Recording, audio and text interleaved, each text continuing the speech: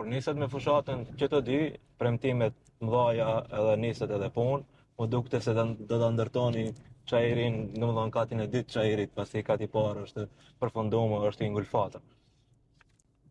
Mendoj, nuk di tash, ato premtimet që i ka dhënë kundër kandidati, duhet ai të elaboron edhe mbron. Unë i kam të gjitha në këtë platformë për çajirin 2025-2029, edhe gjithçka që është këtu, unë i qëndroj mbrapa.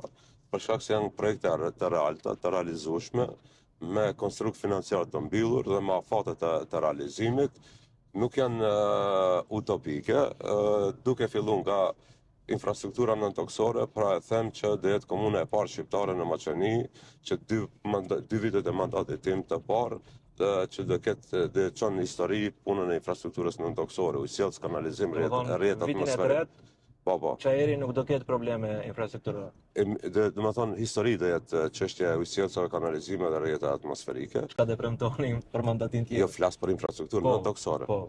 Sa i përket qerdheve, do të thonë qerdha e Bambi është dhe nga kalu qeveria dhe 2 qerdhe tjera, Vesësa dhe Barbardha, që kanë kapacitet për 1000 fëmijë, kërkesa e çajirit në vjetor është për 1100 fëmijë. Neve na mbeten edhe 4 qerdhe tjera, do të thonë për aktivitete shtesë, hobi, kulturë, kështu me radhë.